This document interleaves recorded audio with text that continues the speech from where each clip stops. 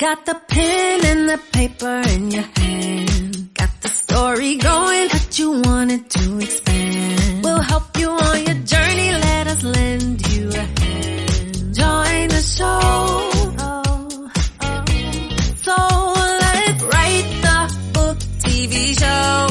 Grab your pen and paper and we're gonna let it flow. Talking about write the book TV. Join the show.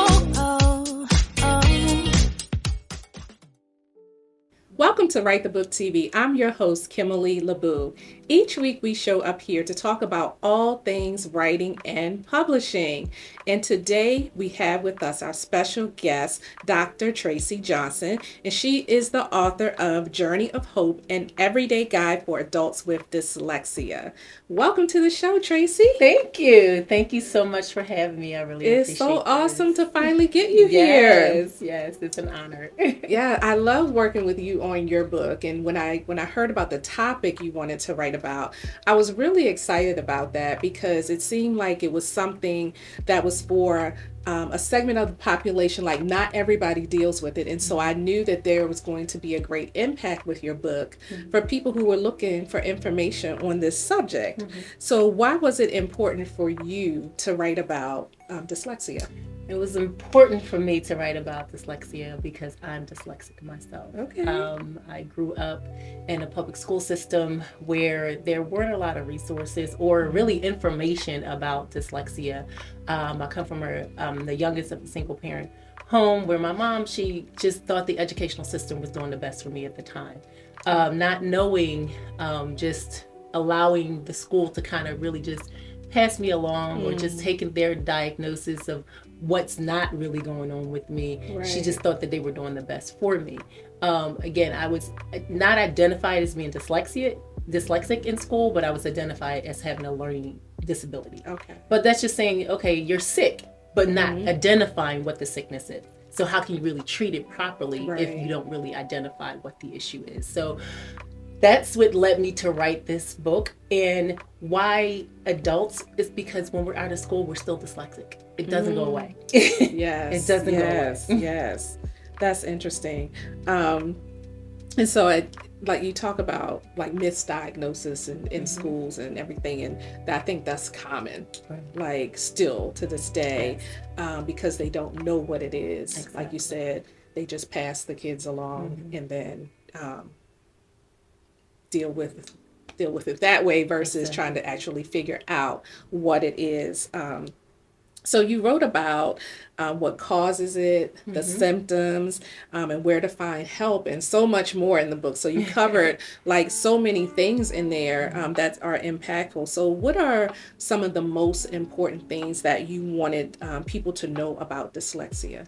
Number one, definitely try to get it identified. Early intervention, we always talk about early intervention is the best because possibly the child could get the best resources that way, or at least for me, not knowing and then being told I was dumb, slow, stupid caused a lot of other emotional issues that did not have to occur if I was just identified properly. So definitely, if you get as much information out there. Now we're living in a vast resources that you can find stuff online, social media, all those type of things. There's a lot of groups now dealing with dyslexia on social media. You can even find the signs and symptoms there. Possibly, again, you want to really get your child diagnosed properly, but at least you can kind of have a just maybe this is what's going on. So get educated. That's actually why I even started my nonprofit, to educate the undereducated, educate those in the underprivileged communities, because again, it's lack of knowledge that we often perish by.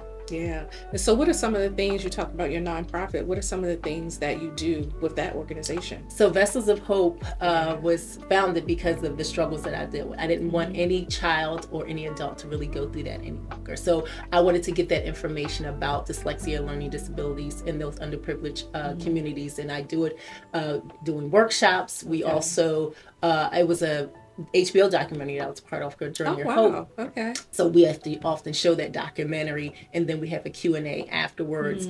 Other resources, I have some other friends in Philadelphia that I connect with. If a person wants to actually be diagnosed, I'll share that information with them. But also, mostly with Vessel Hope, I try to offer that emotional support. Because a lot of times I say dyslexia does not deal with just academics. It deals with everything in your life. Everything. So, and that was one of the good things about your book, is that you were talking about, what to do in different settings. And so I enjoyed that. And I enjoyed learning, as someone who is not dyslexic, learning the different things and the challenges that people with dyslexia face. And then also the tips and tools that you gave for people to use in order to better themselves. And so I just thought it was such a great way. And I thought the book was very well done.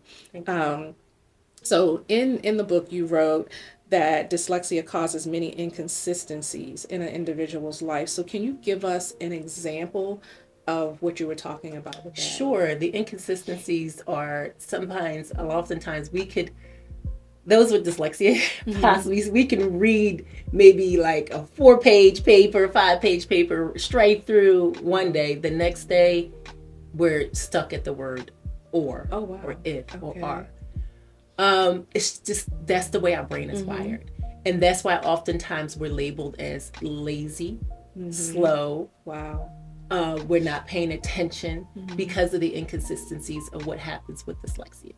And just how frustrating that is for a teacher. Just imagine how frustrating that is for a student. Because I used to often say, well, I had it. What happened? Like, I know it's in there.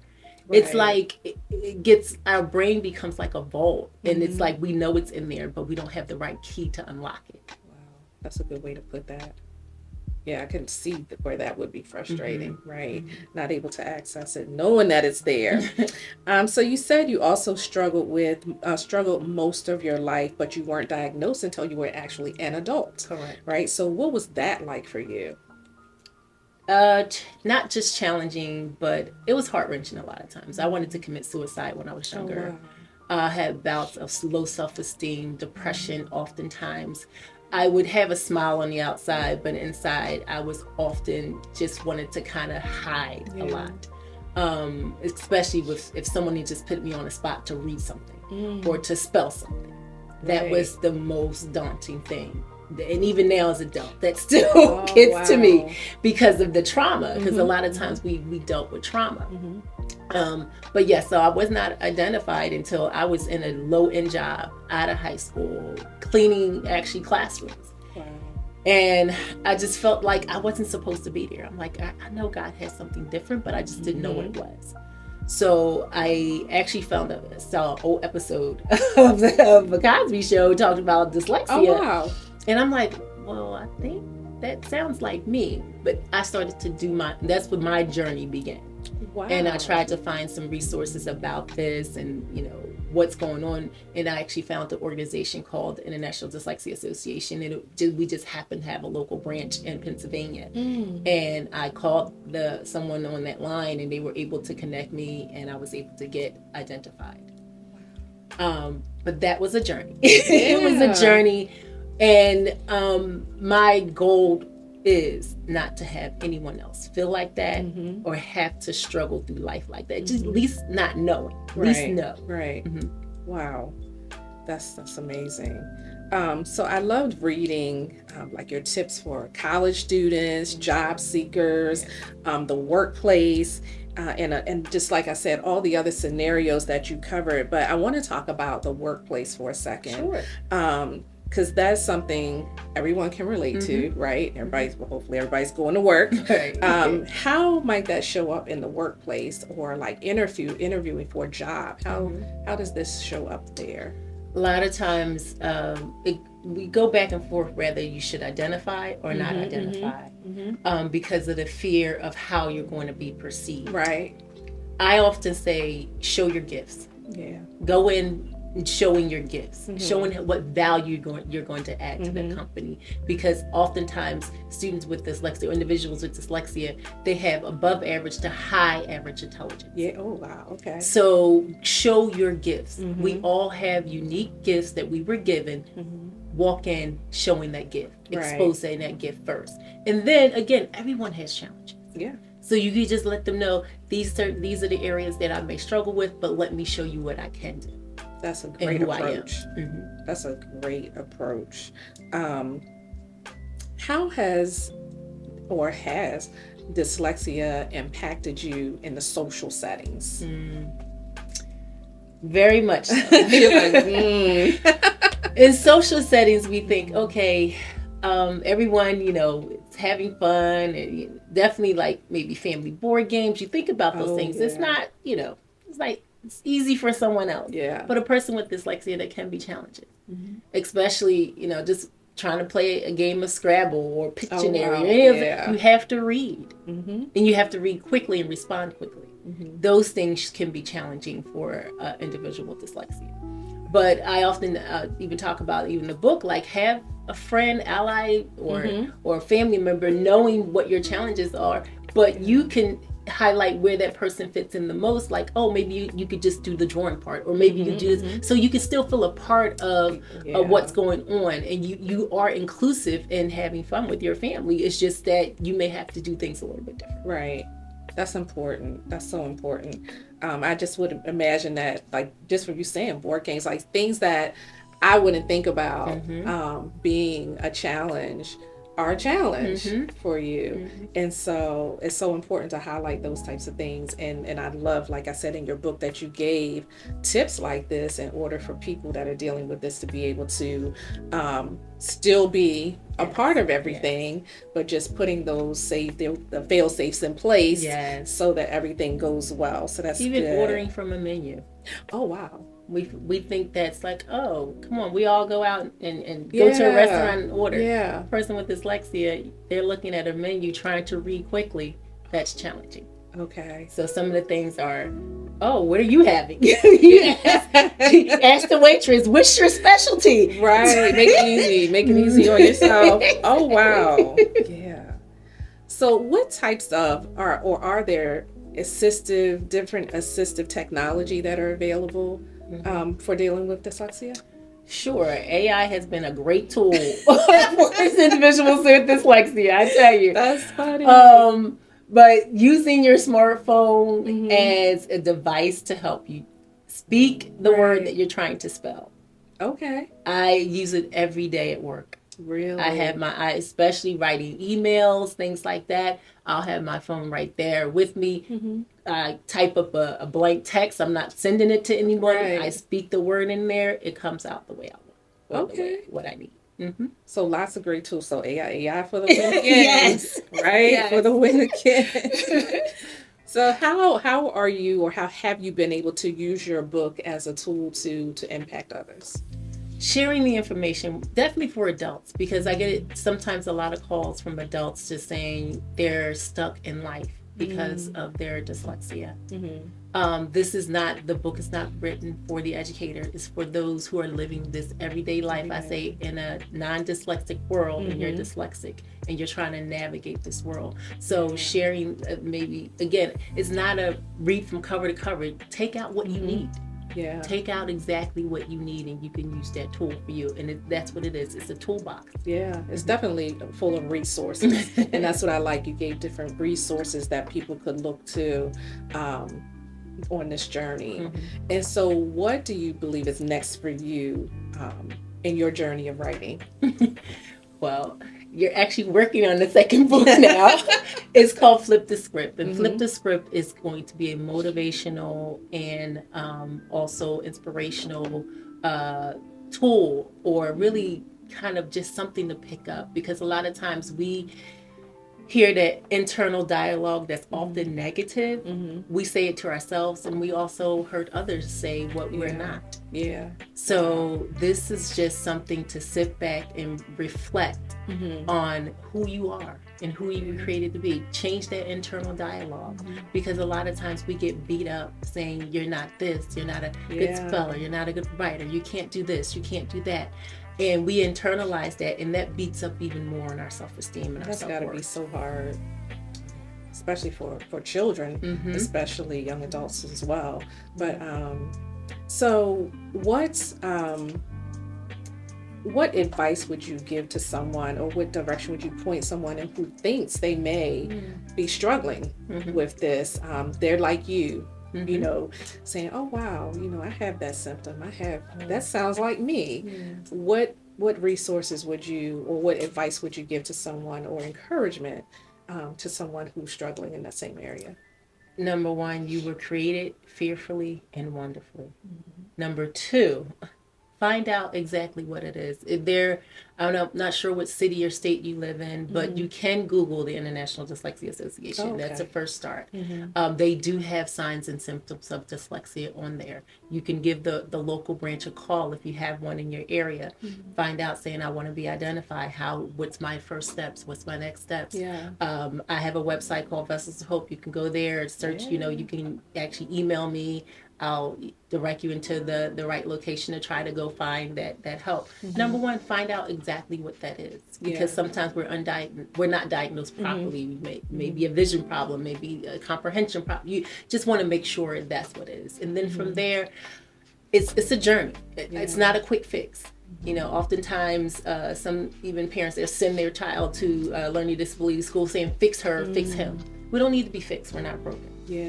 It's the way that God has wired our brains. Everyone is wired differently. And that brain, you want to foster the uniqueness of what that child and that individual has. And so you talk about it being a journey. So what was like so when you found out, what were the steps to that journey of getting you to a place where you feel okay? Or if you ever reach a place where you say, okay, I've got this. We never have it, I think. But I can come to a place where I accept that this is a part of who God created me to be. And I'm okay with that. And the journey for me was not only being identified, but then finding that self-worth in who I was. How did you do that? The Word of God, encouragement, and also having those positive reinforcements. I went back to college. I had an opportunity to go back now with 3 degrees, probably working on the next. But I got those wins where I went through a class or through an assignment like, I got an A, really? Wow. Those wins encouraged me to keep going. Was that hard for you, though? Absolutely. Absolutely. Absolutely. I used to actually record my lectures and then go back to my dorm and then write my notes out. Listen to the lecture over and over again to try to take notes. Wow. So that took hours. But when I had it, I had it. Okay. So yes, it depends on what your journey looks like. That may not be what you want, but everyone can learn something. Yeah. Everyone has a desire to learn something. And whatever that is, just embrace it and get the right tools. Just like a person has a wheelchair, they need to navigate life. We may need this assistive technology or some other tools for us to navigate life. And some people feel like, I don't want that, or I feel like I'm dumb or slow or stupid or crooked. No. You would not penalize a person again in a wheelchair or crutches to get around in those devices. It's okay for us to have devices as well. Yeah. So for the parent who may be raising a child with dyslexia, do you have any ways that they can encourage them? Because you talked about how you hear constant negative things because people don't know what's wrong with you. And so I know parenting is hard all by itself. So do you have any things? Do you have any encouraging words that you could give to parents, or how they could encourage their child while they're figuring this out? Well, I've been married now for 2 years, and my husband had 3 children. The youngest, she is dyslexic and ADHD. Wow. So with her, she knows my journey. I share that with her all the time, but she has her own journey.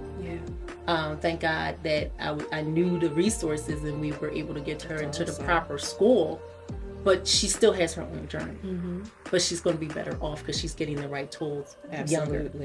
But still, I still try to enforce that positive. You were fearfully and wonderfully made. We say that every day. Awesome.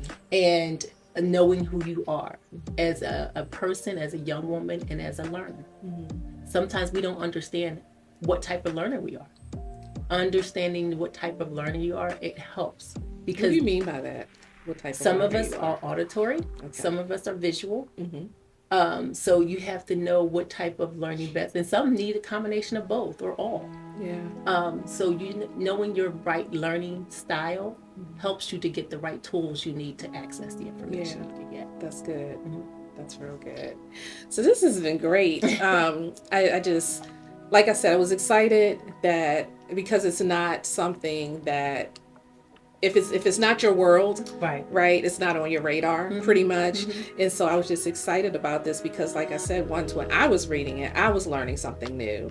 And so I was just excited to know that people were going to be able to get this information. And it's so, it's got the pictures in it. And so we had a great time trying to pull those pictures together.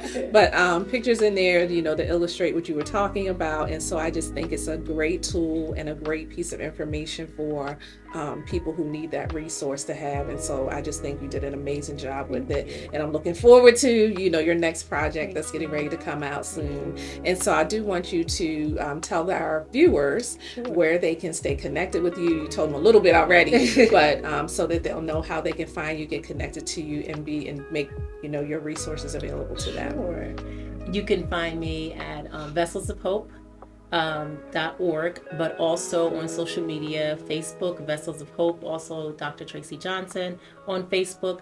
Also, you can find us on Instagram, any social media platform, but definitely going to our website, Vessels of Hope. You can email us, and if you have any questions, also where to find the book, we're right on Amazon. Awesome. And is there anything else that you want to add about this subject matter while you have the floor? Just don't give up.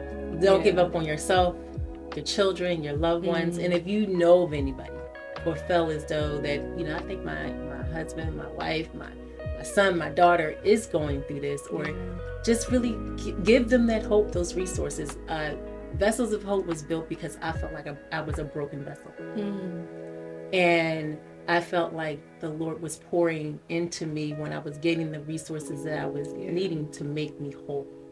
So if you can pour that back into someone else that feels like they're broken, you have done a great mission.